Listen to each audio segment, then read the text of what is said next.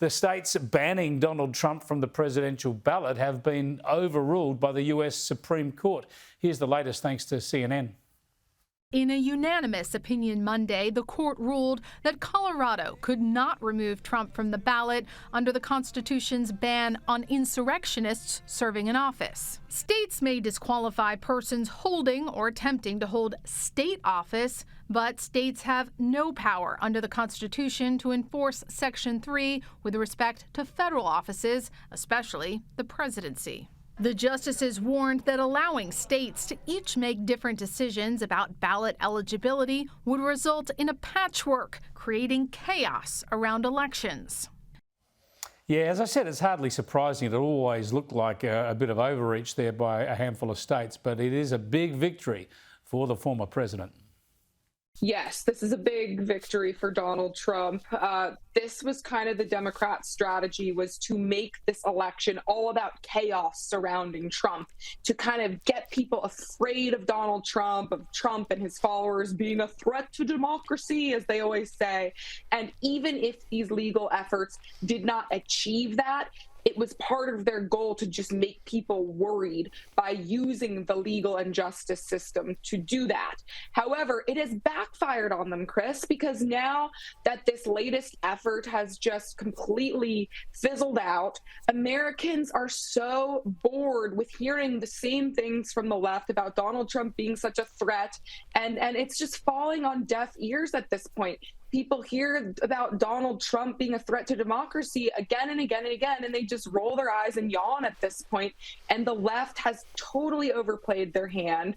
And now everything they say, it's like Groundhog's Day, and people are done with it. It's over, and Joe Biden has to run on his record. They cannot bank on making this an election about Donald Trump anymore. That is clear. Yeah, exactly. Look, there's plenty of things that Donald Trump has said over the years and continues to say that I'll disagree with, but on many issues he's dead right. And have a listen to this bit of advice that he's got for Joe Biden and the Democrats, because I reckon this is absolutely spot on. President Biden, number one, stop weaponization. Fight your fight yourself. Don't use prosecutors and judges to go after your opponent, to try and damage your opponent so you can win an election. Our country is much bigger than that. Kristen, surely you'd agree. I mean, to beat the guy, if you want to beat him at the ballot box. Beat him through politics and political debate, not through courts and judicial processes.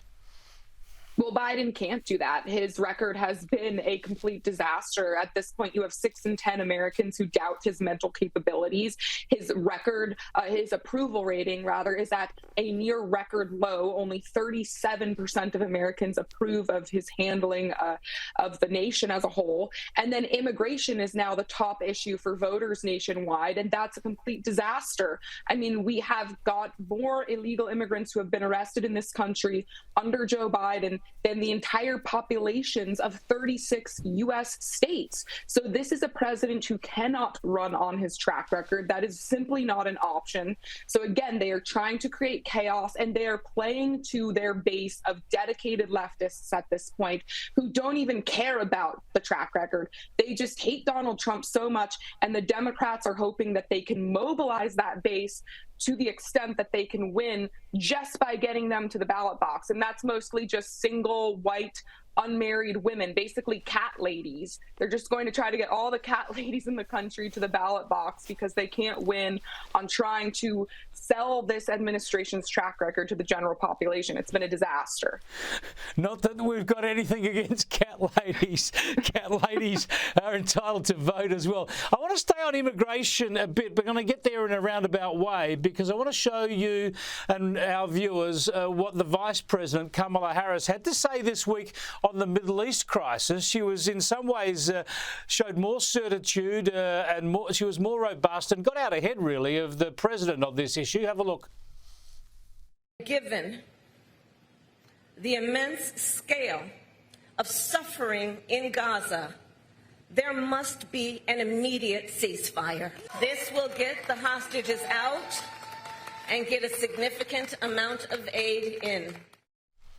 Yeah, well, typical of her, she's oversimplifying a very, very difficult situation, very strong there. But my point is, Kristen, that her job is supposed to be, isn't it, to fix the border situation. That's the one big task that the president gave her, and she's done nothing. Yeah, she's supposed to be the border czar. Look at what a great job she's done. The most conservative estimates I've seen have said that 7.2 million illegals have been apprehended under the Biden administration. The number's far higher than that, probably around 10 million.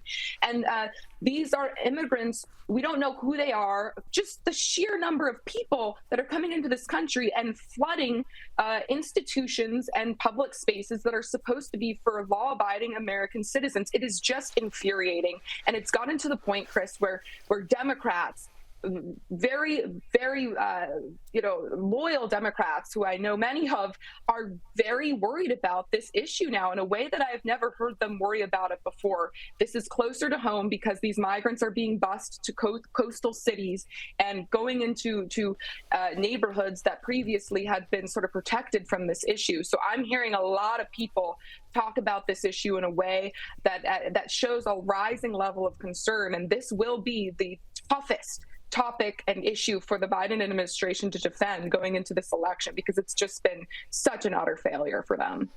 Yeah, it might be a good idea for Kamala Harris to get her nose out of Middle East politics, to leave that to the experts, and see if she can't actually do her day job, which is trying to restore the security of that southern border. Great to talk to you again, Kristen. We'll catch up next week. Thank you, as always, Chris.